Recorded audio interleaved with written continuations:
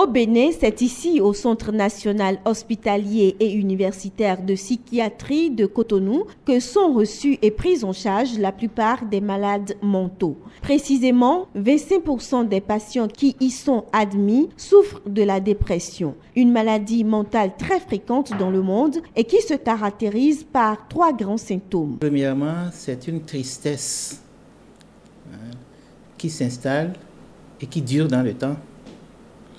Deuxièmement, c'est des manifestations dans le corps, surtout chez nous Africains. La dépression se manifeste beaucoup par des symptômes somatiques, dont l'insomnie, le fait de perdre le sommeil, l'anorexie et des douleurs un peu partout dans tout le corps. Et le troisième symptôme caractéristique de la dépression, c'est ce que nous appelons l'inhibition, c'est-à-dire la perte d'élan chez l'intéressé. Cette personne qui était vivace, active, entreprenante, brusquement, elle devient ralentie. Différentes situations peuvent conduire à la dépression. Il s'agit le plus souvent d'une incapacité de l'individu à faire face, par exemple, à la perte d'un être cher, à des conflits interpersonnels, à des situations tendues en famille, en communauté et même sur le lieu de travail. C'est les situations un peu tendues à la maison, des échecs personnels que je ressasse, que je vis, donc je n'extériorise pas, je ne parle pas, je garde tout sur moi tout le temps. J'étais renfermé. Ce sont ces genres de choses, ces états de choses qui m'ont un peu poussé à perdre un peu, je dirais. Et puis j'avais des excès de violence, des crises de nerfs. Donc c'est suite à cela que les parents ont demandé à rencontrer le professeur et puis j'ai été interné pour une première fois en 2016. Il y a beaucoup de maladies qui sont associées à la dépression ou qui sont à l'origine de la dépression.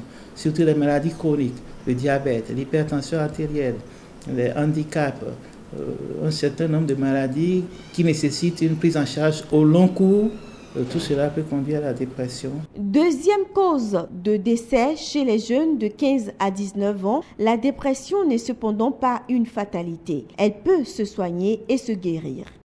L'essentiel, c'est de commencer le traitement assez tôt et de suivre régulièrement les prescriptions du médecin, d'avoir une bonne observance thérapeutique, c'est-à-dire répondre présent au rendez-vous.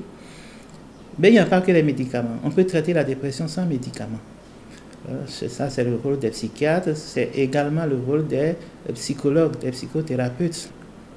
La parole peut tuer, mais la parole également peut guérir. Donc, les paroles qui guérissent, les psychologues et les psychiatres les connaissent et savent les utiliser au bon moment. La preuve, jeune étudiant dépressif, il y a 1 an seulement, M. Is a repris ses cours et témoigne. Je ne pense pas que ce soit une fatalité en ce sens où, avec les médicaments, j'ai commencé à me retrouver et il y a de l'ordre maintenant dans les idées.